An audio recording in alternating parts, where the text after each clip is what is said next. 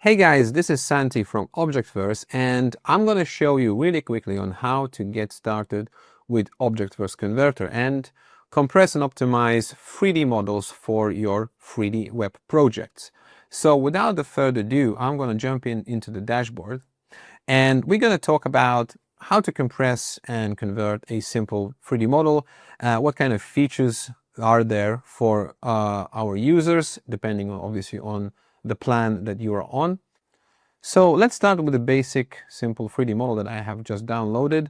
You might already have your 3D models, GLB models prepared, but I'm just going to use a simple worn jerry can 3D model right here. So it's very simple. You just drag and drop it into the converter window right here, and immediately you can actually zoom in, zoom out, spin around, preview your 3D model that you have. As we look at this model, we can tell that it is pretty low poly, which means that geometry in this case wouldn't play a major factor in its size, but for sure it's using quite a few textures that actually creating these worn rust effect on this jerry can.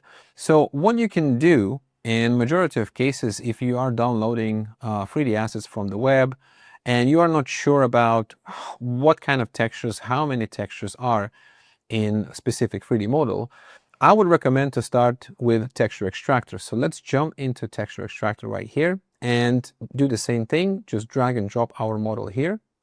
And what Texture Extractor will immediately show you is that this model contains 3 textures inside. And what's more important is to show you what is the texture size comparing with overall model size. Another handy thing that Texture Extractor will give you is it will show you GPU VRAM size.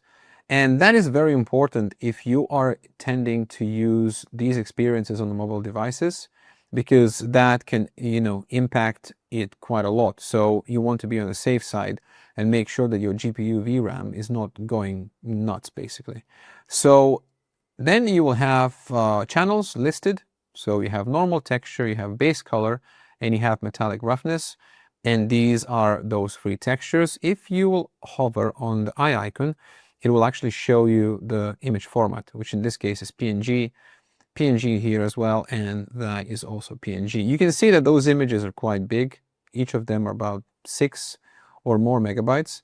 So that's basically an overkill for such a simple asset like this, unless you intend to, zoom in massively on this, and it's going to be like a key feature of the 3D web project. All right, so now we understand that we have 3 textures. All of them are PNGs. So let's go back to the converter and drag and drop our jerrycan model again. And we're going to start choosing some options and trying to reduce the size of it. So we're going to choose geometry, and we're going to choose geometry compression in this case. You also have mesh optimization if you are a pro user. That is very useful if you have millions and millions of polygons, because mesh optimization can actually impact the geometry itself, but if it's a very complex model, maybe it's actually beneficial to use it as well. But for this, we're going to just choose geometry compression. Now we're going to choose textures as well, and you will immediately have the textures mode right here, and you have to choose global texture. What global texture actually means? Well, it means that if you choose a specific resolution, in this case, let's say I'm choosing 1K, and specific format, in this case I might use JPEG. It means that all of the textures in your model is going to be compressed, reduced, and optimized within the same format. So it's going to be all 1K, and it's going to be all in JPEG.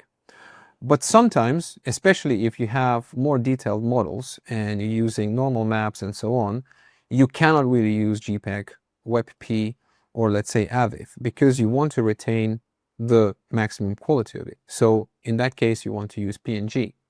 And it's totally fine to use PNG for all of the textures. But again, maybe for the base color, it's not necessary to use it. And this is where you can save more space basically for the model. In free version, you have only option to choose the JPEG. And it's good for all like a generic compression for some sort of generic 3D models. But if you really want to mix and match and retain the maximum quality, you can use more different options. So in Pro, you have in advanced mode, and if I'm going to just click this toggle here, and now you can see that we have individual channels of different textures. So for example, we know that our model contains base color, normal map, and metallic roughness map.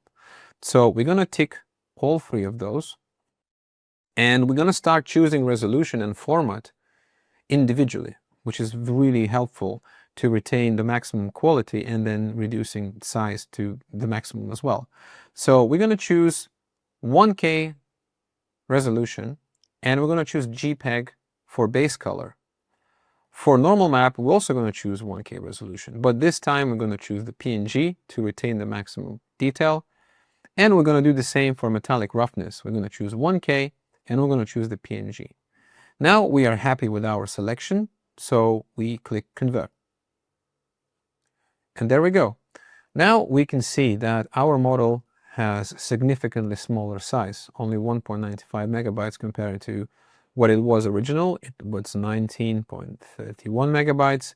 But if you look a bit closer in terms of the quality itself, it actually looks pretty good. So we are not losing that much of a quality, but we are reducing our file size massively, actually 10 times almost. So this is how you can use Objectverse Converter, especially with the Pro options here, where you can choose different channels to retain maximum quality while still reducing the file size significantly. All right, so what's left to do is to download our converted file right here. So let's click that. And what we can do now is we can actually go back to Texture Extractor and compare our 3D model that we just converted with the original one. Let's drag and drop it here. And as you can see now, our model now is 1.95 megabytes in size. The texture size is 1.94 megabytes. It just shows how much geometry is taking overall, which is just super small. And now our GPU RAM size is only 16 megabytes, 16.78. Previously it was about 60, so again, helps a lot in terms of the performance on mobile devices. And now we can obviously see our image format. So before, each image was above 6 megabytes, and now we have our normal map at 800 kilobytes. We have our base color at mere 200 kilobytes, and we have our metallic roughness as 859 kilobytes. So everything is below 1 megabyte in size. Again, really good compression for this specific 3D model. It's totally good to be used on web projects. So I hope you guys enjoyed this quick introduction, and I can't wait to see what cool projects you guys will create by using Objectverse Converter and other tools out there.